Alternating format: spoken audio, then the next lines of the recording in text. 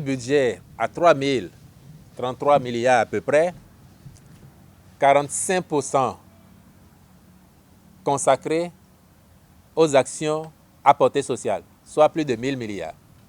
Les actions à portée sociale, de façon transversale, du social pur aux actions dont l'impact est social, nous sommes à 45% au moins du budget, plus de 1000 milliards.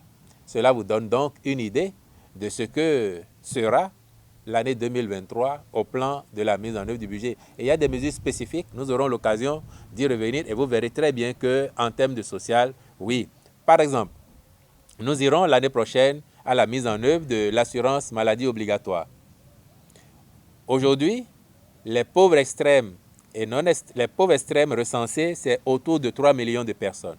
À l'heure où je parle, plus de 700 000 ont déjà eu leur carte d'identité biométrique pour bénéficier de soins dans nos centres de santé dans 57 communes sur les 77, parce que la généralisation est en cours.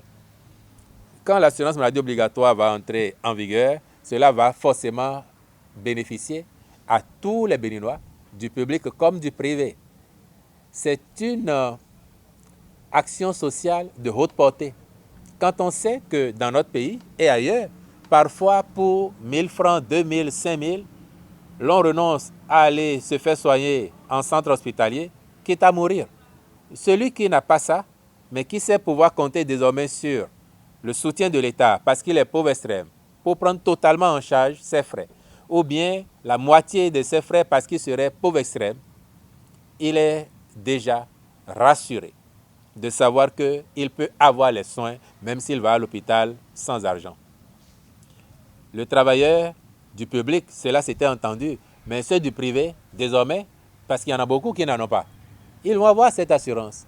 Vous voyez, moralement déjà, le travailleur qui est apaisé et qui sait qu'en cas de sinistre, il a une réponse de la société pour l'accompagner, il sera plus productif. Les autres chantiers vont se poursuivre pour employer du personnel ou pour impacter directement la vie au quotidien.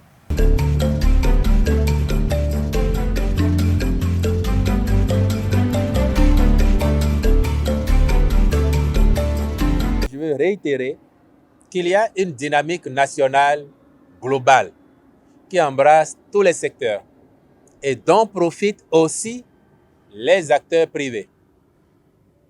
Vous avez pris quelques exemples. Si vous prenez un cimentier aujourd'hui, par exemple, lui, ça ne devrait pas être difficile du tout d'augmenter les salaires, même de les doubler ou de les tripler, parce que leur chiffre d'affaires a grimpé de façon exponentielle au regard des nombreux projets que le gouvernement met en œuvre. Si vous prenez ceux qui sont dans le GSM, qui ont aujourd'hui une meilleure qualité de fibre optique, cela impacte sans aucun doute positivement leurs activités. Les nombreux autres qui interviennent dans le même secteur et qui profitent de ça, les gens comme vous qui sont ici et qui peuvent avoir facilement les clients qui viennent alors qu'hier ils n'auraient pas pu venir du fait du sable, ils doivent considérer que, indirectement, ils bénéficient aussi des investissements de l'État et que cela leur facilite la tâche. Donc, en retour, ils mettent un peu à la disposition de leurs employés. C'est ce qui devrait se faire pour que l'ascenseur social, justement, puisse passer à tous les étages et que personne ne soit laissé en rade. Bien entendu, après, on sait très bien qu'il y a des secteurs spécifiques qui, parfois, appellent une attention tout autre. Nous avons dit qu'il y a une dynamique globale qui est en cours. Et nous avons la conviction qu'en continuant à faire avec autant de volonté, nous arriverons à impacter tous les secteurs parce qu'il s'agit bien de l'ensemble de notre pays. Les Béninois qui travaillent dans le privé, ce sont nos concitoyens. Ceux qui travaillent dans le public, ce sont nos concitoyens. Or, notre objectif, c'est faire en sorte que tout le monde au pays soit impacté d'une manière ou d'une autre, en tout cas dans le bon sens, par l'action du gouvernement.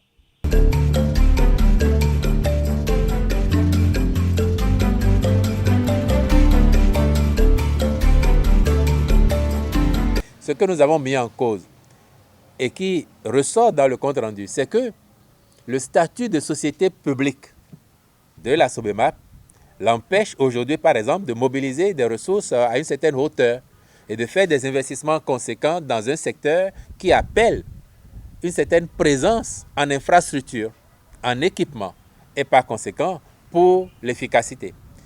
Et c'est pour ça que l'on a recours à un partenaire privé, de sorte que l'État partage le capital, mais une fois en place, le privé qui a l'expérience, qui a une pratique avérée, aura forcément plus de facilité à aller rechercher les financements nécessaires pour faire les investissements massifs qui sont attendus afin de soutenir le rythme de la modernisation du port de Cotonou et de toutes les infrastructures autour de l'enceinte portuaire. Vous voyez bien que c'est une dynamique qui est lancée. Nous allons faire le centre des affaires maritimes juste en face de la direction générale du port actuellement.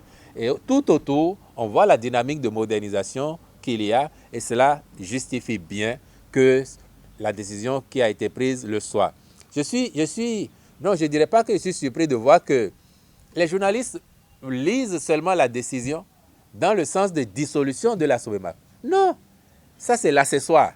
C'est l'accessoire et c'est la conséquence de la décision majeure qui est de créer une société d'économie mixte qui sera forcément plus compétitive et tiendra la route. C'est de ça qu'il s'agit. Après, en conséquence, oui, on dissout, mais l'enjeu premier, ce n'était pas la dissolution de la SOEMAP.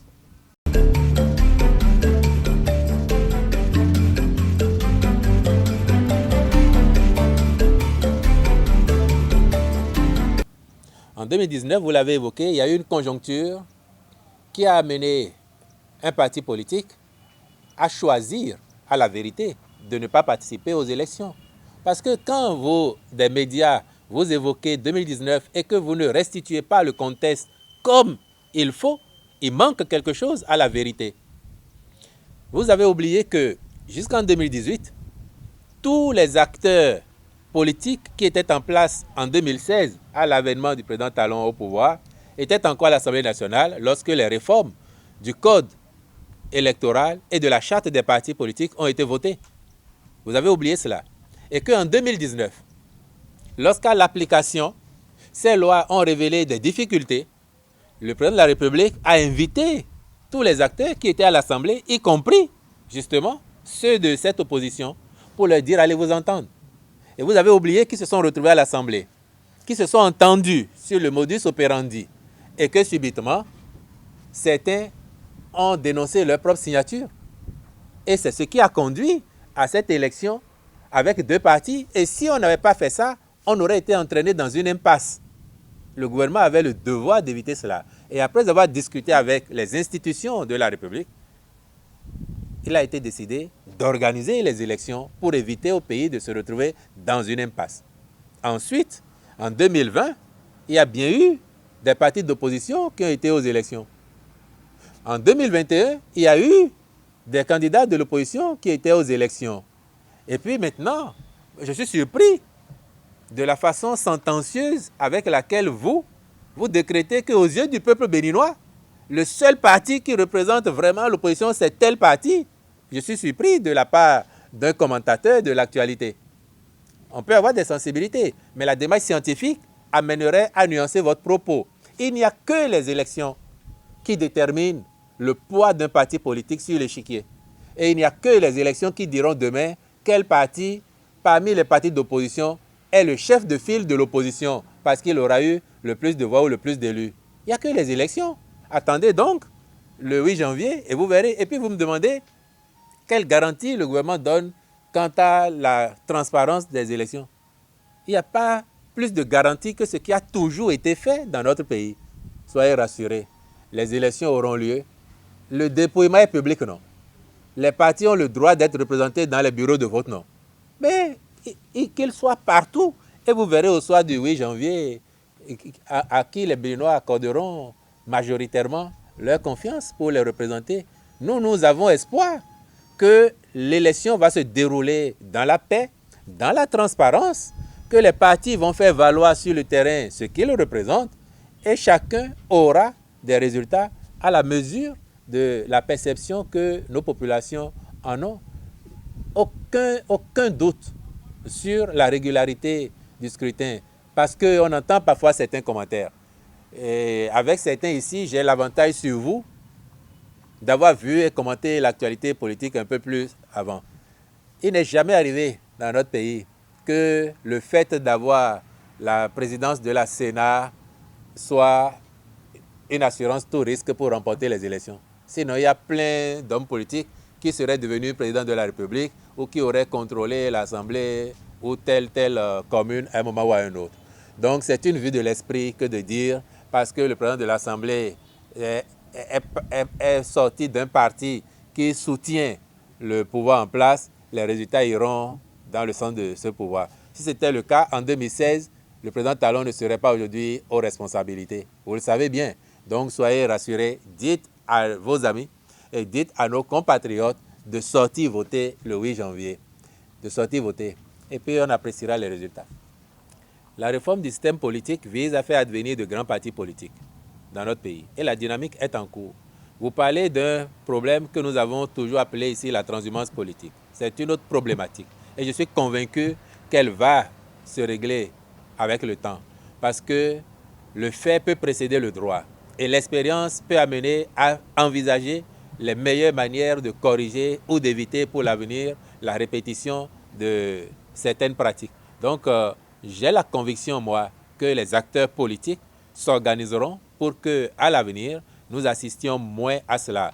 Quoique l'on ne puisse pas empêcher quelqu'un de décider d'aller vers tel ou tel regroupement du fait de la liberté d'association, mais les mesures de contrainte pourraient être envisagées pour empêcher un acteur politique élu sous la bannière d'un parti d'en donner le bénéfice à un autre chemin faisant.